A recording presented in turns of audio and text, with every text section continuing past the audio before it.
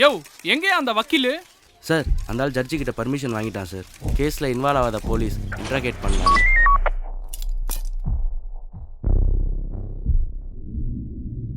தண்ணி சார்.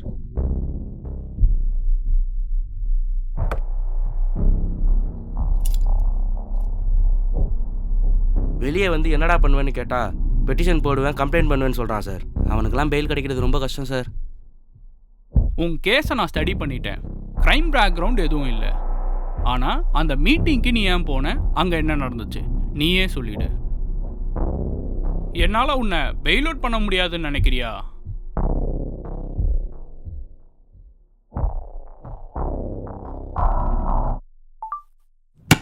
நீ என்ன பெரிய வெளியே வந்தா அதை பண்ணுவேன் இதை பண்ணுவேன் எதா சொல்லு. அப்பதான் ஜட்ஜு கன்சிடர் ஆச்சு பண்ணுவாரு பெயிலுக்கு.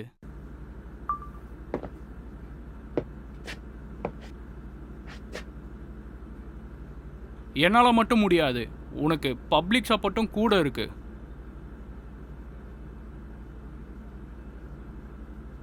அந்த அண்ணன் நல்லவங்க, நான் அப்பலாம் பண்ணிருக்க மாட்டாங்க. அந்த பையன் பாவிப்பா பாவி. ஏன் அந்த பையனை வச்சு அரசியல் பண்றீங்க? பாவம், அவனை விட்டுருங்க. நீ வெளியே வந்தனா உனக்கு சப்போர்ட் பண்ற பப்ளிக்கு எதா பண்ணு. என்னால் மட்டும் என்ன சார் பண்ண முடியும்? எல்லாரும் சேர்ந்தா எதனா பண்ணலாம். சின்னதாக ஒரு பெட்டிஷன் கொடுக்க போய் இவ்வளோ பெரிய பிரச்சனையில் மாட்டிக்கிட்டேன். இந்த ஒரு வருஷத்தில் பெட்டிஷனுக்கு இவ்வளோ பவரான்னு தெரிஞ்சுக்கிட்டேன். என்னால் என்ன பண்ண முடியும்? சிஸ்டம் தப்புன்னு சொல்லாமல் சிஸ்டம் என்னன்னு தெரிஞ்சுப்பேன். கண்ணில் தப்புன்னு படுற எல்லாத்தையும் கம்ப்ளைண்ட் பண்ணுவேன், பெட்டிஷன் போடுவேன், ஃபாலோ பண்ணுவேன். கவர்மெண்ட்டுங்கிறது என்ன?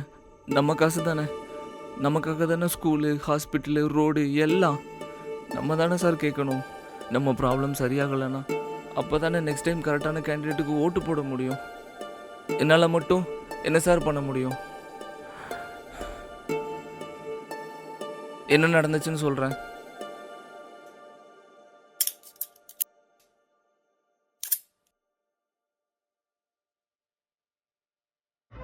சிஎம் மேலே பேசிகிட்டு இருந்தாங்க, கீழே பெட்டிஷன் வாங்கிட்டு இருந்தாங்க. நான் சைட் பேக் போட்டு லைனில் நின்னேன். அப்புறம்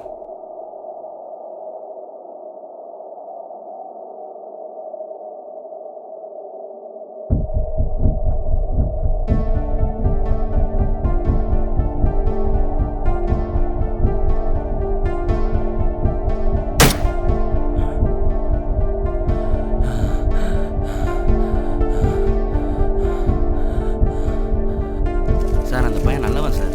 இந்த கட்சிக்காரங்க இந்த பயலை வச்சு கான்ட்ரவர்சி கிரியேட் பண்ணி எதிர்கட்சியில் இருக்கிறவங்க எல்லாத்தையும் அரெஸ்ட் பண்ணி ஜெயிக்கிறதுக்காக என்னெல்லாம் பண்ணாங்க சார். அந்த பையன் சொன்ன மாதிரி எல்லாரும் கம்ப்ளைண்ட் பண்ணாதான் சார் எல்லாம் மாறும். எதுக்காக பெட்டிஷன் கொடுக்க போனேன்?